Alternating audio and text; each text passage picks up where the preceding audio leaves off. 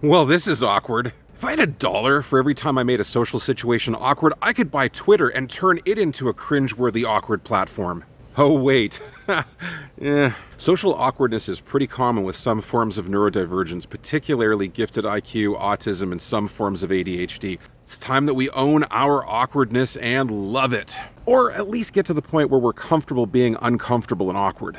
I highly recommend that anyone, neurodivergent or otherwise, check out the wonderful book Emotional Intelligence. My understanding from the book is that they describe awkwardness as being slightly misaligned with the other people around you on an emotional level, on a level of what kinds of things that you're interested in, how you express those interests, how you tell stories.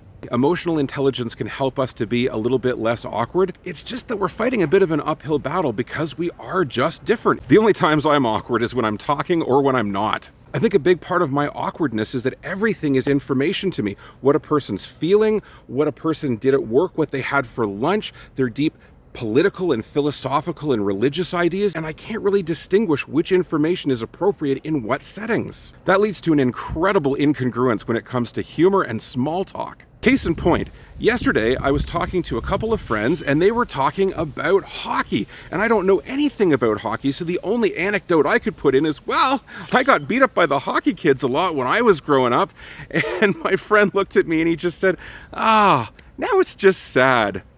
Awkward. I actually meant it to be funny. But in retrospect, yeah, that was kind of sad. Another social awkward incongruence is info dumping, where we just tend to say, hey, let me tell you lists of information. You're eating a Caesar salad? Let me tell you 17 facts about bacon. It seems exactly the same to me as talking about how my kids are doing or how your kids are doing or how the weather is. Regurgitating massive amounts of information is actually way easier from a social perspective for me.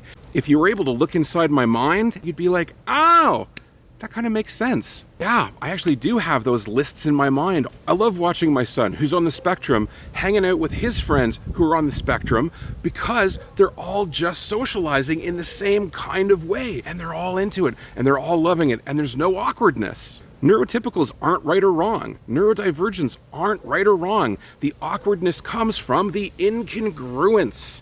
We can handle a little incongruence in our lives, can't we? Ultimately, we have to be able to work together. We have to understand what types of things that we do are uncomfortable for other people. We sometimes have to curb some of our more neurodivergent eccentricities in some situations. And neurotypicals, cut us a little bit of slack. You'd be the weird one if you were hanging out with us. I hope that helps.